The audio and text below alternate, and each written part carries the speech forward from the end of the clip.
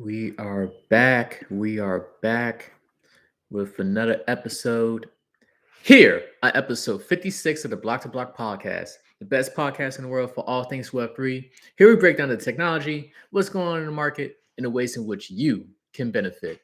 I am NFT and Jai, and I'm here for another edition of our weekly podcast where we're just going to give you the game. As you know, my co-host Web3 Wayne is enjoying fatherhood, so salutes to him. So I'm going to be giving the disclaimer. So this podcast is for informational purposes only. In no event are we liable if you lose your cheese, cheddar, mozzarella, or provolone. So please consult with a financial advisor or any other certified professional when it comes to making investment decisions with, with your money. And with that, let's start off the show. First of all, man, it's fun doing these, solo shows, right? Of course, it's more fun when it's like Web3 Wayne here and we're doing our little dialogue, our back and forth. But it's a great opportunity to just like come in, speak with you guys on a one-on-one basis, and just to like dive in on singular topics. And so, with that, what we want to dive into for today is just really talking about Latin America, right? Specifically, Buenos Aires and Argentina, because one thing we pride ourselves within the show is that we cover like multiple global regions. From we've spoken about Africa a couple of times, we've spoken about the European Union, the Middle East, Asia. However, we didn't really get a chance to like dive deep into like Latin America. And don't be fooled, a lot of these Latin American countries are spending a lot of time and investment in terms of seeing ways in which blockchain technology can impact them. And I saw this really interesting story over in Argentina, so I wanted to bring it up here today. So, the government of Buenos Aires, the capital of Argentina, is rolling out a new decentralized digital ID protocol known as QuarkID. So, starting in October, citizens of the capital can download their QuarkID wallet to claim any key personal identification documents, such as your birth certificates, your marriage certificates, and much, much more. This will allow for the citizens to just really own their data and decide how they want to manage their certificates when it comes to interacting with public services. According to Diego Fernandez, the Secretary of Innovation for the city of Buenos Aires, he stated that this initiative causes Buenos Aires to become the first city in Latin America and one of the first in the world to integrate and promote this new technology and sets the standard for how other countries in the region should use blockchain technology for the benefits of their people. So they're really looking to be really the first users or first movers when it comes to finding ways to like really be innovative and more importantly solve the pain points of their citizens.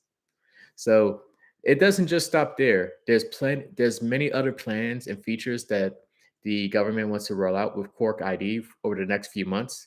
In November, they're looking to roll out the proof of income and the certificates for proof of academic attendance as well. So citizens can have the ability to claim benefits in a more efficient manner because they have the things such as like proof of income or lack thereof. And from like a big picture standpoint, the government also wants to onboard 2.5 million citizens with Quark ID wallets by the end of this year. And that's pretty major because the city of Buenos Aires itself has a population of over 3 million people. So we're looking already to have like around like 90% plus adoption from like the citizen standpoint, and the greater metropolitan area of Buenos Aires has 14 million citizens. So that's a lot of users to get in really Q4 this year. So it really just goes to show like how invested the government is in making this their solution for their citizens.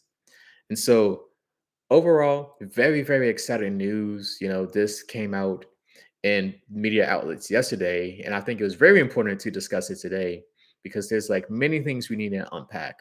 So for one, like how does the technology work in terms of, you know, dealing with this sensitive data of like birth certificates and marriage certificates. So a couple organizations we first need to shout out. So all of this technology of like Quark ID is really based upon MatterLab's ZK sync error rollup, which is like a type of zero proof knowledge method. We'll get to what zero proof knowledge means within blockchain in a second. And the government's also using technology from local startup in Buenos Aires called Extremion, and they focus on really helping governmental organizations and enterprises implement blockchain based solutions to like really help citizens and clients get solutions that focus on improving their lives, their privacy, and their overall relations. And so what we see here is the government was able to leverage technologies from like different organizations that specialize in this type of initiative, right? And what's very interesting is they're using like zero proof knowledge method for verification. And this is really a method where you're trying to verify secret or confidential information without revealing the content of that information, right? So for example, let's say to make it like a really simple example, like let's say you and your friend may have got into like some trouble and has like a very embarrassing situation. And you're telling that friend, like, yo, I know what happened last weekend. And the friend's like, no, you don't. You're capping. You have no idea that about like this embarrassing situation that I got into. And you're not going to say what the situation is, but you're going to say, well, how can you say I don't know it? Because I know it involved your parents having to come up to the school and speaking with the principal. That person will be like, oh, okay, that's information that nobody else would have known. So you have to know the secret information, right? So you're confirming that you know something without revealing what that specific information is. So in the context of like blockchain technology with like these zero proof knowledge, like a lot of times the verification may be some kind of mathematical hash ID that is used to like verify like, hey, this information, like these marriage certificates or this birth certificate is real without disclosure information like, oh, this person was born in 1972 in Buenos Aires in this hospital, right? But so it's like just a method to like really promote security and privacy while also ensuring that you're able to determine like this information is real. So it's like a really cool method from just like a public sector perspective.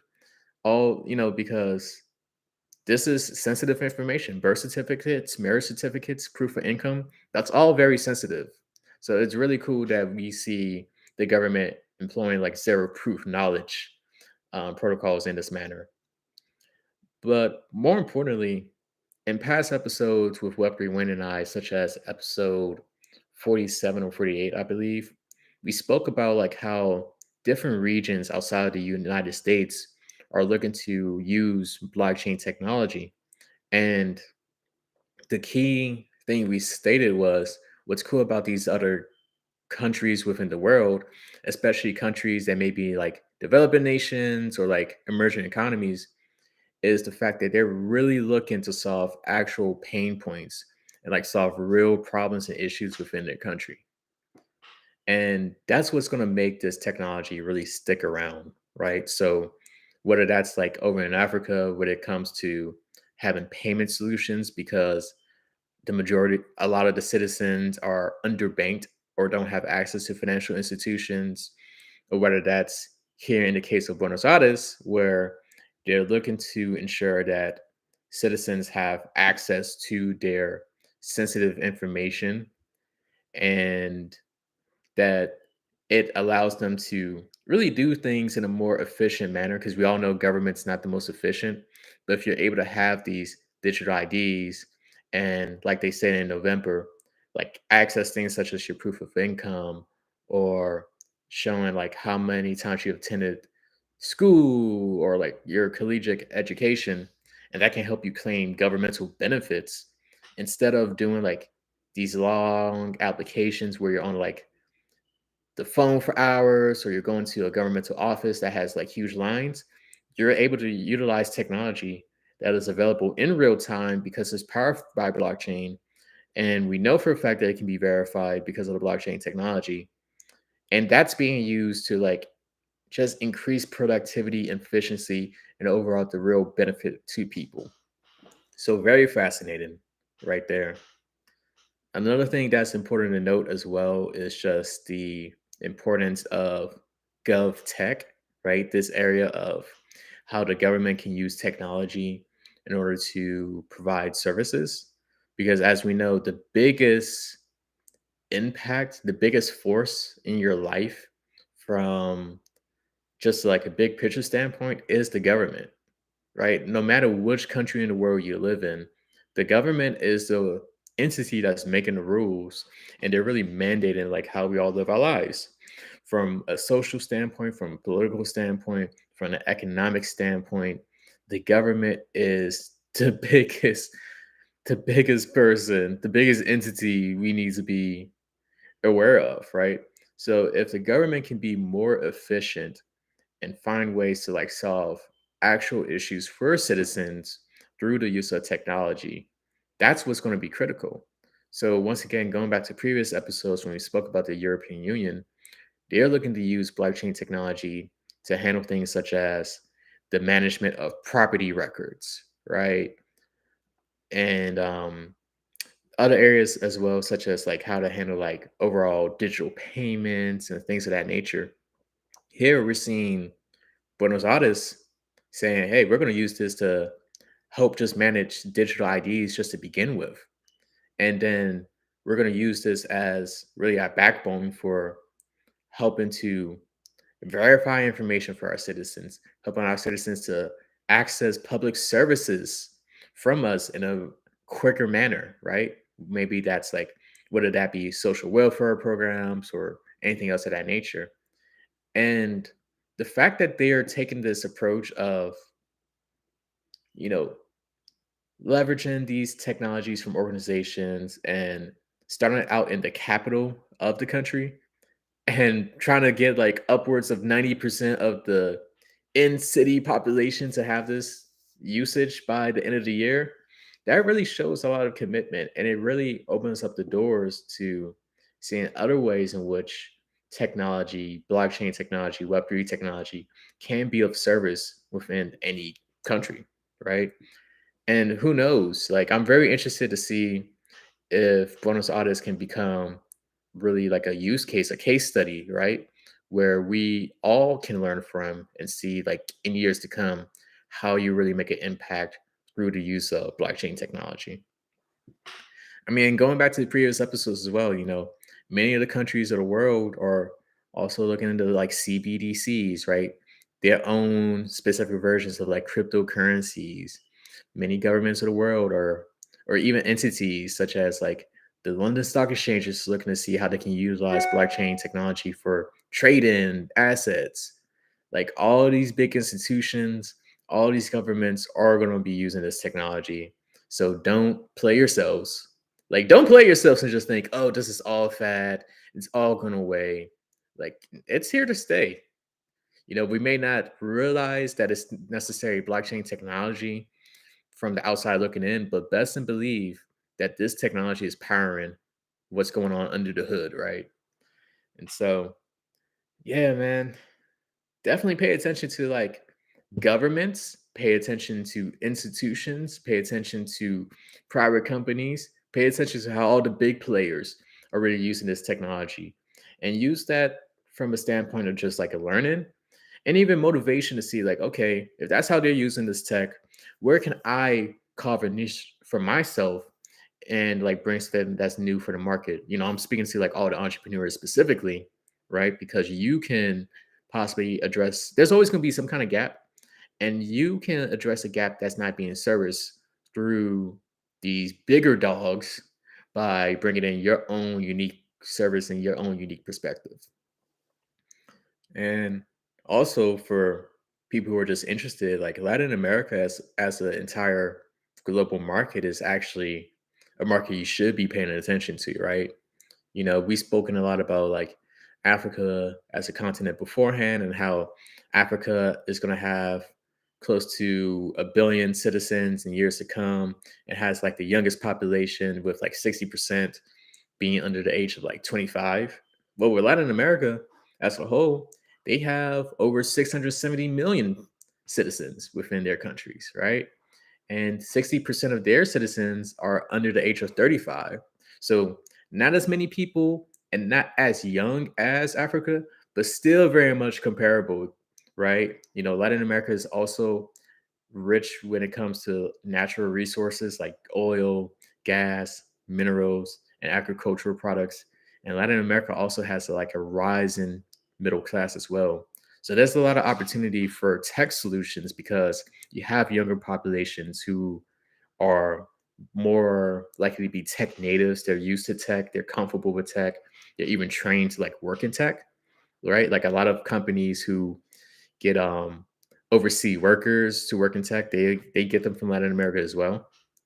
So, and then you have like this raising middle class in addition to all these factors. So, this all creates conditions in which if you are a tech company that's using blockchain technology, you can possibly look into Latin America and see ways in which you can like service that market and like really make a hedge for yourself, right?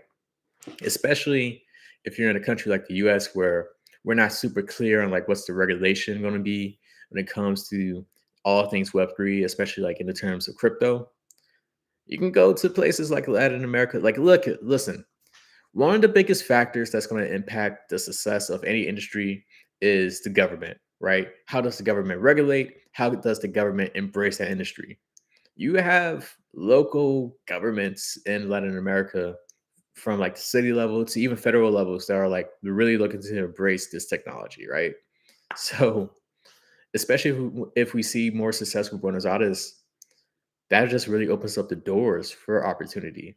So, don't sleep, don't play yourself, don't think this technology isn't going to be here to stay. It most definitely is. Please, please, please find ways to educate yourselves and find ways to make opportunities with this technology, whether or not you're an entrepreneur, part of like a organization you work for, or just like a regular person, right? Like there's always an opportunity out there. And that's the greater message with this episode of Block to Block, sponsored by ourselves because we don't have any sponsors. However, if you want to be a sponsor, hit us up. Also, please make sure you like, comment, subscribe, share out this episode with all your loved ones. You can also listen to this episode on all audio platforms like Spotify, Apple, Google Podcasts, iHeartRadio. And yeah, till next time, till next time. Once again, I appreciate you all for our little mini episodes. This your boy NFT and Jai. Peace.